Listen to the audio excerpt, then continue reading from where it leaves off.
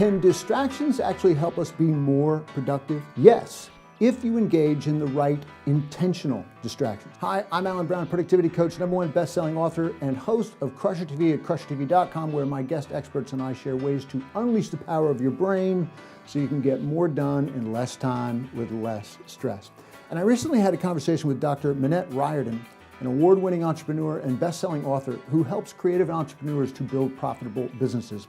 And she knows as well as any entrepreneur the destructive power of distractions and the infinite number of potential distractions that lurk in the shadows, waiting to disrupt us as we try to focus on our most important and demanding work. But she shared with me a simple way to use distractions intentionally to actually boost mental stamina and productivity. Now, just to set this up, this was part of Crusher TV episode 104, 3 ways to be at your best, in which I shared some simple, easy ways for you to bring your best self to your work. 2 quick ways to find out what your particular best looks like, and the importance of identifying the precious few hours in which you can be in your peak mental state. You can watch the full episode as a member of Crusher TV at CrusherTV.com, but here is my conversation with Dr. Minette Riordan about how intentional distractions can help you be at your best.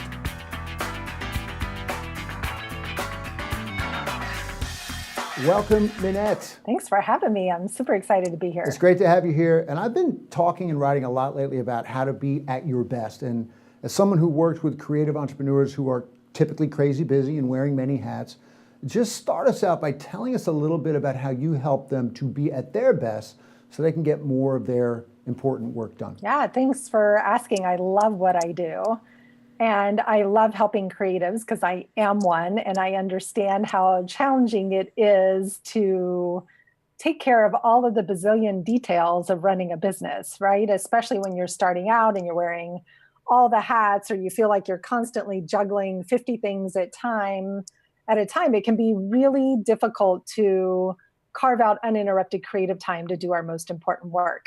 And so one of the things that we do at the Path to Profit Academy is help you understand how important planning is as part of the journey to actually having more flow and less overwhelm in your business. So you emphasize the importance of beginning with the end in mind, i.e. planning, to help your clients get into their flow. And another key aspect of flow is to be able to do truly deep work. You and I are both fans of Cal Newport's book of the same name. Tell us how you define deep work and why it is so critically important. Deep work, the principle of deep work is that we need dedicated, focused time away from the distractions of the rest of our life and business in order to do our most important work, which requires not just focus, but this idea of intentional distraction that we're going to talk about as well. And for me, deep work, and I keep seeing the visual of Carl Jung. He talks about Jung having this like turret that he would escape into. And it was like, he'd walk from his house to this little writer's garret. And I think those days are long gone, that we don't have usually the spaciousness to disappear into a writer's garret to do our work. So how do we make that happen in the midst of our busy, full lives or inside the context of co-working spaces? How do we create the opportunity for deep work given the myriad distractions that are going on around us? And even when we can find a way to squirrel ourselves away and shut out the external distractions, there are still plenty of internal distractions, not least of which, and I'll quote you, when your body is willing but your brain just won't go.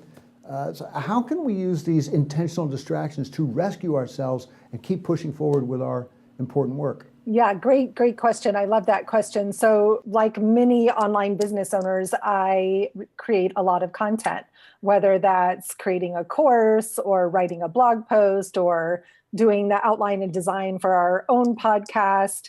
And I'm trying to be innovative and original, like we were talking about before. It takes deep work and focus. And sometimes, as you mentioned, my brain gets stuck. Like I don't know what to say, or I don't know what avenue or direction I want a thought to go, right? This is the essence of deep thinking, is having spaciousness and a little bit of rest from thinking to allow innovative and creative ideas to flow.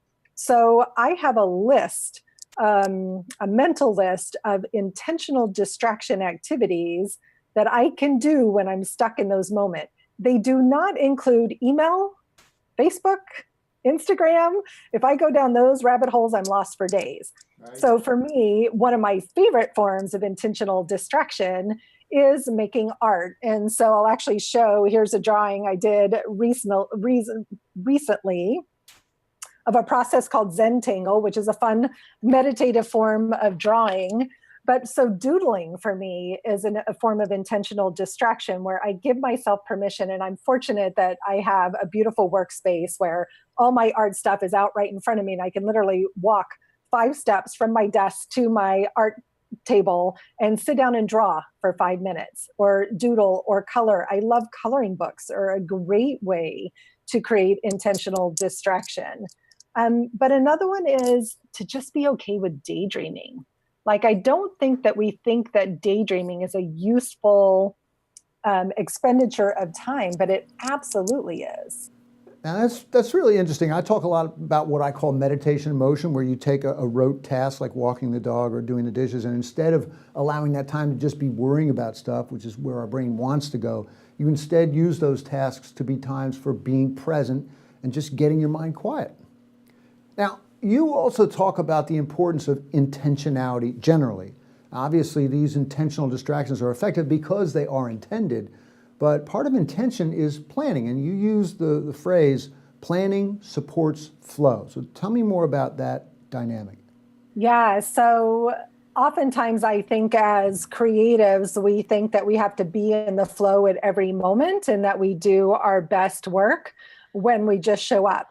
But that doesn't solve the problem of what happens when you know you need to do your best work and you show up at the computer screen, the phone call, the Facebook Live, the canvas, the blank page, whatever, and you have a blank screen in here and you don't know what to say, what to talk about. It's one of the biggest complaints we hear from clients is, I don't know what to say.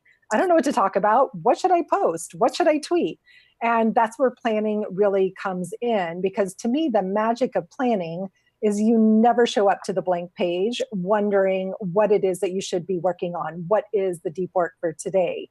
The other thing, and I think we might have talked about this on our podcast as well, the other thing is that when you do this planning, there's something magical and miraculous that happens subconsciously, that your mind is already working on solving the problem before you ever show up to your deep work session, right? So knowing that today I'm creating content for my visual business mapping process, for example, knowing that's coming and seeing it on my calendar all week long, my brain is already looking for solutions to the problem, looking for novel ideas for the content.